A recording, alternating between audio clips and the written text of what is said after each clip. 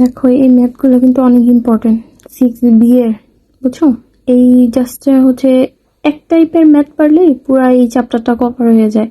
হ্যাঁ, একটা ম্যাথ ভালো করে পারলেই এই জাস্ট একটা বেসিকই হচ্ছে এই করে, ঠিক আছে? এখানে জাস্ট আমরা ফার্স্টে দেখবো হচ্ছে আমাদের কি দেওয়া থাকে, F1 F2 F3, এগুলো দেওয়া থাকে।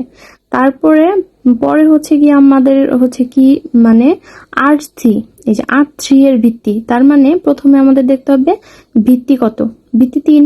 তাহলে হচ্ছে ধরি ভি ইকুয়াল, এটা একটা ভেক্টর ধরে নিচ্ছি আর এগুলো মান, ঠিক আছে? R3 বলছে, হ্যাঁ, ভি বিলংস টু আর বলে দিছে, যেখানে ভি হচ্ছে একটা ভেক্টর ধরতে হবে। ভেক্টরের কয়টা উপাদান নিব, এই যে R3 আছে, তার মানে কি 3টা উপাদান নিতে হবে।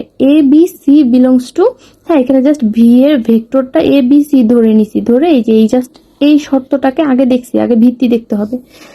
এবং ভি ইকুয়াল টু আমরা হচ্ছে কি ভি ইকুয়াল টু কি হচ্ছে P of F1 plus Q of R, এগুলো হচ্ছে গিয়া মানে জাস্ট হচ্ছে এমনিতেই হচ্ছে কি আমরা একটা মান ধরে নিছি পি কিউ আর, আমাদের ইচ্ছা মতো, ঠিক আছে? ইচ্ছা মতো একটা মান ধরে নিছি। জাস্ট হচ্ছে এগুলো কিন্তু হচ্ছে গিয়া মানে ওই যে আমরা যে একটু আগে প্রমাণ করছি না, E1 E2 E3, এগুলো হচ্ছে একটা হচ্ছে উপাদান, ঠিক আছে? এই জিনিসগুলো দিয়েই কিন্তু আমরা ওই যে থিওরিটা একটু আগে দেখলাম, ধরো হচ্ছে 10 নম্বরের যেটা, ওইটাতে কিন্তু E1 হচ্ছে E2 এই জিনিসগুলা, হ্যাঁ, এগুলো হচ্ছে গিয়ে ছিল। তো ওই E1 ধরতে পারো, F1 F2 F3 এগুলোও ধরতে পারো। তো V1 ইকুয়াল টু আমরা আগে হচ্ছে থিওরিতে দেখছি B1 B2, এখানে আমাদের ইচ্ছা মতো ধরতে হবে, পি কিউ আর ধরে নিছি, জাস্ট ওইখান থেকে কিন্তু এই কনসেপ্টটা আসে। তারপরে ভি ইকুয়াল টু আমরা কি ধরছি, এবিসি, জাস্ট এবিসি বসাই দিচ্ছি। পি ইকুয়াল টু এই যে এফ এর মানগুলো কিন্তু ম্যাথে দেওয়া থাকবে, হ্যাঁ, এই যে এগুলো বসাই দিছি। বসাই দেওয়ার পরে এবিসি ইকুয়াল টু দেখো পি কিউ প্লাস আর কিভাবে আসলো, এই যে 1 এর সাথে গুণ করলে মানে এই জাস্ট এইগুলো দেখবো আমরা, এখানে কত আছে 1, তার মানে পি, হ্যাঁ, এখানে 1 আছে তার মানে কিউ, আর এখানে 1 আছে তার মানে কি আর, তাহলে পি কিউ আর। পরের আমাদের এসে কি আছে, এখানে আছে একটা পি, এখানে আছে কিউ, এখানে কিন্তু আর কিছু নাই, তো সো হচ্ছে পি প্লাস কিউ, হ্যাঁ। আর এইখানে পি আছে, এগুলো 0 0, তার মানে কি এগুলো শুধু পি থাকবে আর কোনো উপাদান নাই। এগুলো সমীকরণ আগে বসাই দিব। প্রথম যে সমীকরণটা equal to a, b equal to দ্বিতীয় সমীকরণ, সি ইকুয়াল টু তৃতীয় সমীকরণ, জাস্ট সমীকরণ। এখানে আমাদের কোনো কিছুই করা লাগতেছে না, একদম ইজি হয়ে গেছে। এই ম্যাথগুলো এমনই থাকে, অনেক ইজি দেয়। পি ইকুয়াল টু সি, তো পি ইকুয়াল টু সি যদি থাকে তাহলে কিউ ইকুয়াল টু আমরা কি পাই, বি মাইনাস পি, তাহলে পি এর মান সি পাইছি, তাহলে b minus c. R equal to A minus B, just এখানে হচ্ছে গিয়া r equal to A minus দিয়া, জাস্ট যদি কঠিন লাগে মানে প্যাস লাগে তো হচ্ছে গিয়ে একটু বেশি করলেও সমস্যা নেই, কিন্তু ভুল হওয়ার সম্ভাবনা থাকে না।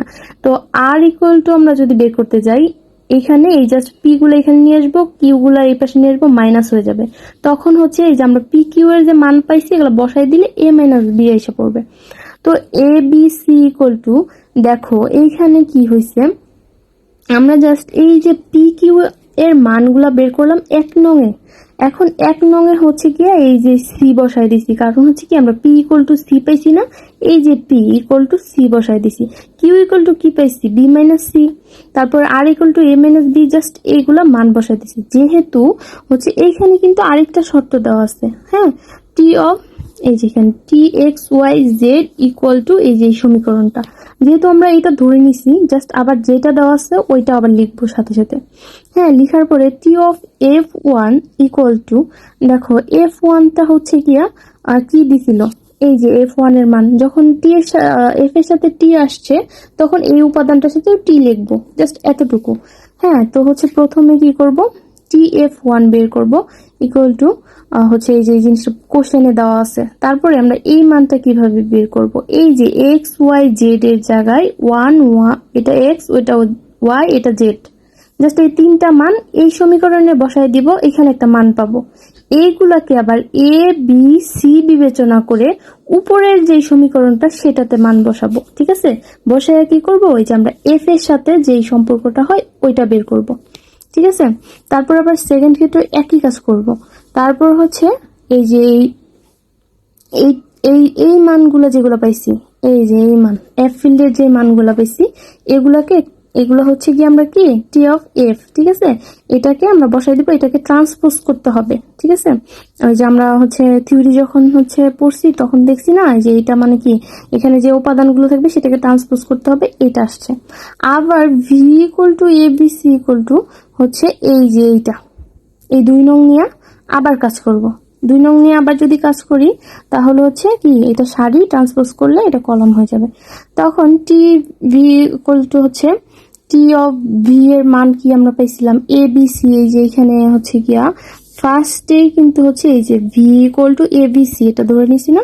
তো হচ্ছে গিয়া যখন আমরা টি এর সাথে ভি নিয়ে কাজ করবো তখন এ বি সি ইকুয়াল টু এই যে এই সমীকরণটা, এই যে যদি আমরা এইটা বিবেচনা করি এই সমীকরণে এক্স ওয়াই জেড এর এ চলক যদি চলক চেঞ্জ করি তাহলে এখানে চলকগুলা চেঞ্জ হয়ে যাবে। জাস্ট আমরা চলকগুলা এখানে চেঞ্জ করে দিছি। চেঞ্জ করার পরে তারপরে কি করছি হচ্ছে এই চলকগুলো চেঞ্জ করার পরে হচ্ছে আমরা এইগুলা কোথা থেকে পাইছি হচ্ছে